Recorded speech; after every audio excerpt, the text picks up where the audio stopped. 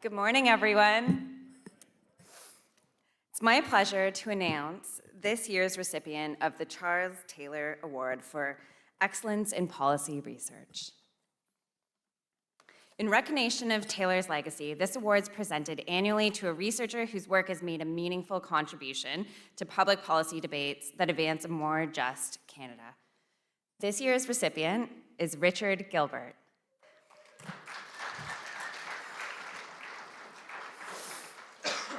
Richard's a journalist and economist whose rigorous research has brought much-needed attention to Canada's migrant and foreign worker program.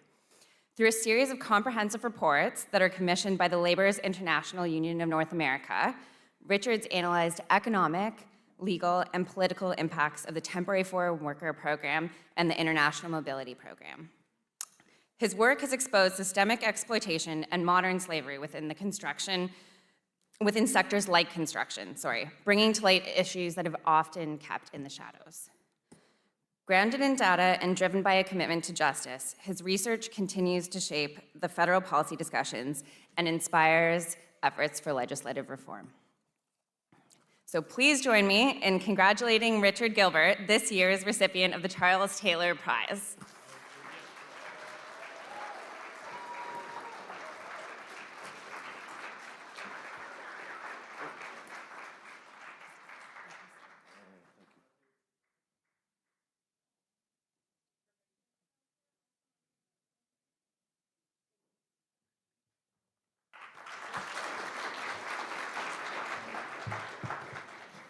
All right, good morning, everyone. I just want to start by first thanking the Broadbent Institute for awarding me the prestigious Charles Taylor Prize in Policy Research. I'm very proud to receive this award because it brings a lot of attention or shows how relevant this research is and that it's made a contribution to more just Canada. The second people I want to thank for this is LiUNA. It was the Laborers International Union that had supported this research over many years. In particular, I'd like to thank Mark Olson, who is the Western Canada regional sub-manager for LiUNA. I'd also like to thank Kelly Frederick, who's the one who made the submission for this award on my behalf. So thank you very much for LiUNA.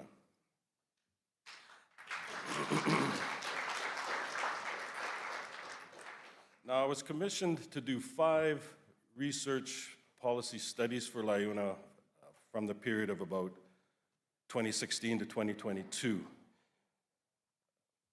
This policy research was based on my work as a journalist. I worked for 2 construction publications in Canada. One is called the Journal of Commerce. Some of you in Western Canada may be aware of it. It's a construction newspaper that covers the industry in Western Canada. I also worked for another construction publication called the Daily Commercial News and Construction Record, and that publication is Ontario's only daily construction newspaper. It also covers the industry in Eastern Canada. So over a period of, maybe 7 or maybe 8 or 9 years, I actually covered construction as a journalist across Canada. And it's this work that laid the foundation for the policy research that I've undertaken here.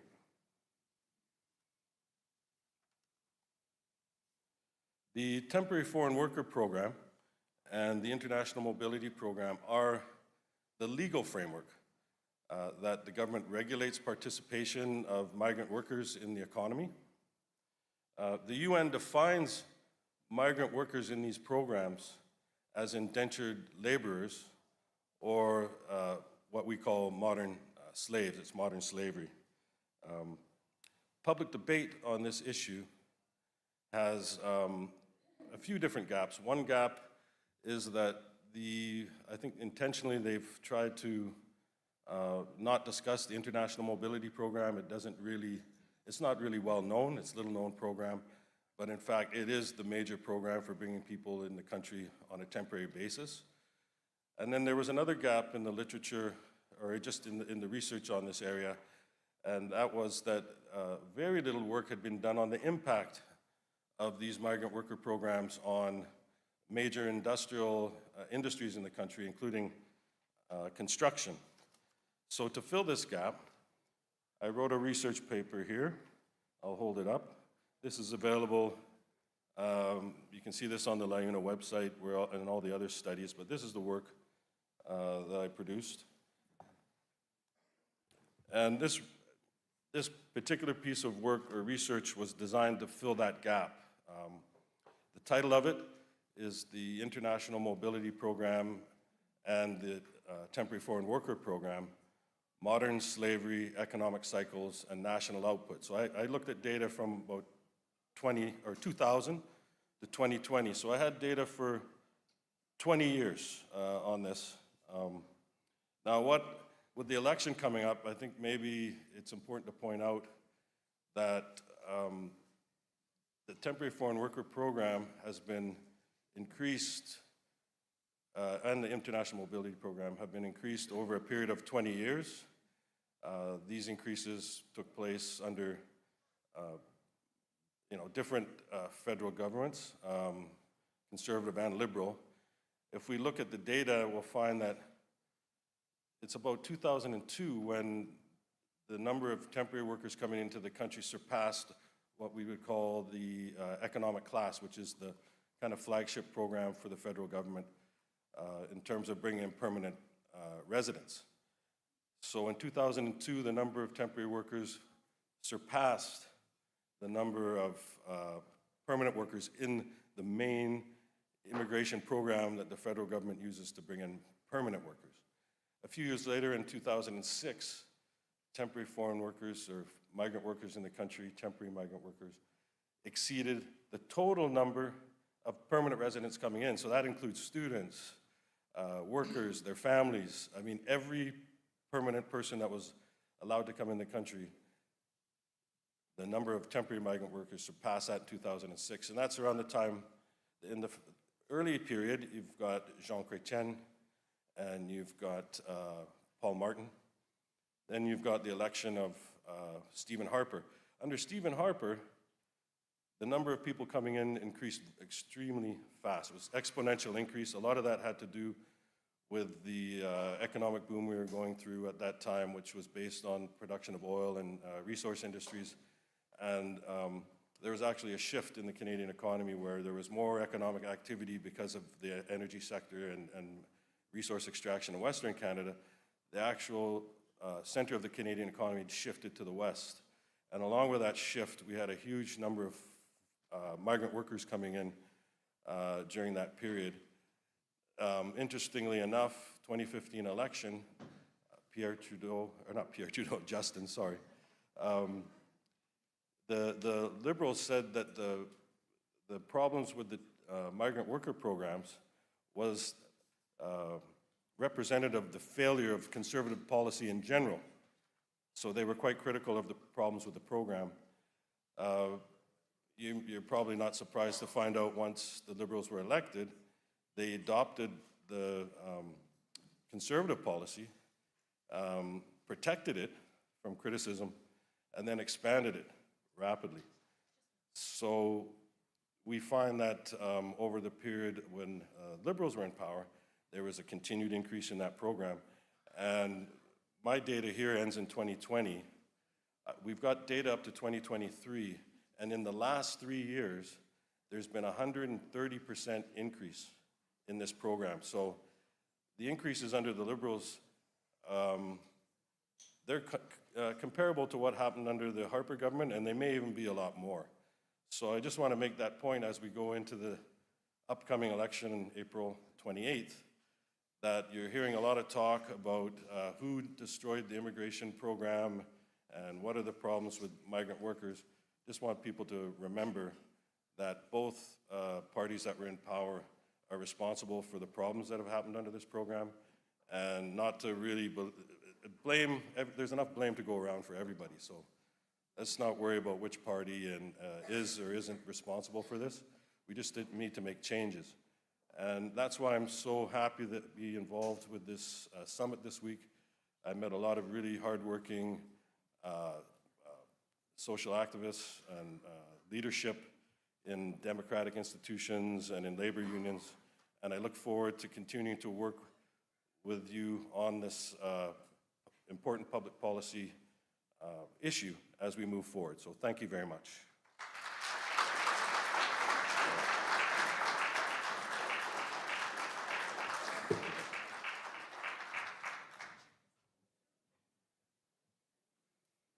And now, to join us for a special announcement of the Ellen Meiksins Wood Prize and Lecture, I'd like to welcome to the stage Amy Pang, Dean of Arts at Toronto Metropolitan University.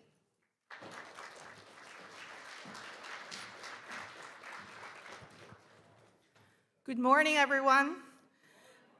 Good morning. I'm thrilled to be here with you at the Broadbent Institute 2025 Progress Summit. As Canada's largest annual gathering focused on progressive politics, the Progress Summit is a vital space for bold ideas and meaningful dialogue. It brings together people committed to finding real solutions to the complex challenges we face today. Toronto Metropolitan University is proud to have a long-standing partnership with the Broadbent Institute. The Institute has been a key supporter of the TMU Democracy Internship. And since 2023, our Faculty of Arts has been honored to host the annual Ellen Meiksins Wood Lecture.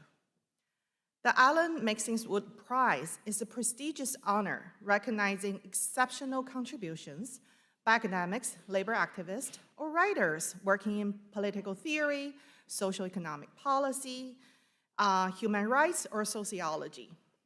Presented by the Broadbent Institute, the award celebrates the legacy of Professor Ellen Meiksins Wood, an extraordinary political thinker, historian, and passionate advocate for democracy. It is my honor to announce the recipients of this year's Ellen Meiksins Wood Prize, Grace Blakeley.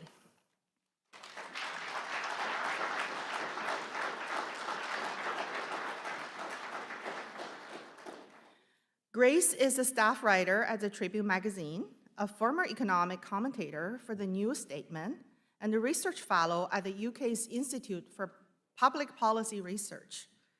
She is a fearless voice in political and economic journalism, offering sharp critiques of modern capitalism and challenging right-wing orthodoxy across UK and international media, including appearances on BBC Question Time and Piers Morgan Uncensored.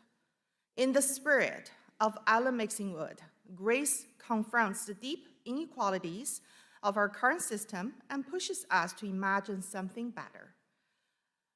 Her most recent book, Vulture Capitalism, Corporate Crimes, Backdoor Bailouts, and the Death of Freedom, is a powerful call to reclaim our economy from entrenched corporate and political interest. We are excited to welcome Grace to Toronto Metropolitan University next month for the 2025 Ellen Meiksins Wood Lecture. The event is in person on Tuesday, May 20th. Grace's lecture will carry forward Ellen's powerful vision for democracy, which she described as nothing more or less than people's power, or even the power of common people or the poor. Last year's lecture featured economist Isabella Weber, whose insight into curbing inflation through price and profit caps are now part of the real policy discussions in the current federal election. This annual lecture is where fresh, impactful, progressive ideas meet the public stage, and is always a thought-provoking, inspiring event. So you don't want to miss it. Tickets for the 2025 Ellen Meiksins Lecture are now available at the broadbentinstitute.ca, the website. Now, please join me in congratulating Grace Blakeley as the recipients of this year's Ellen Meiksins Wood Prize. Thank you. Hi, I'm Grace Blakeley, author of Vulture Capitalism, and I am so excited to announce that I've been awarded the 2025 Ellen Meiksins Wood Prize by the Broadbent Institute. Meiksins Wood's work, her approach, political Marxism, has been extremely influential on my development as an author and an activist. And her ideas, particularly around the relationship between capitalism and democracy, are central in this book, Vulture Capitalism. And I want to read you a quote just to illustrate how influential her thinking has been on my work. Marxist theorist Ellen Meiksins Wood argues that the separation of the economic and the political is one of the defining features of capitalist ideology. Democracy is permitted in the political realm, within formal state institutions, while it is strictly limited within the economy, within the corporation and the market. The designation of the corporation as an economic institution disguises the forms of private government that obtain within the firm. And the understanding of the state as a political institution, insulated from the economy, obscures how the exercise of state power is shaped by a process of social struggle in which capital dominates. The fusion of political and economic power in capitalist societies means, Meiksins Wood argues, that democracy has become synonymous with socialism. To understand socialism in this way, we must accept that the divide between capitalism and socialism isn't defined by technical questions like the operation of the price mechanism, the extent of planning on markets, or even the balance between the public and private sector. These factors are all important in shaping the way that socialist and capitalist societies function, but the difference between the two is far simpler. A capitalist society is a class-divided society in which power is monopolized by capitalists and their allies. A socialist society is a classless society in which power is shared and decisions are made collectively. A socialist society is, then, a true democracy. I'll be discussing these ideas about the divide between capitalist oligarchy and democratic socialism in my acceptance speech for the prize, which will be held on May 20th at 7 p.m. at Toronto Metropolitan University. I hope to see many of you there. We're engaged in a global struggle against a corrupt and unaccountable oligarchy that treats our hard-won democratic rights with disdain while subjecting ordinary people to misery, oppression, and exploitation to line their own pockets. Ellen Meiksins Wood's message of hope, solidarity, and collective power has never been more important.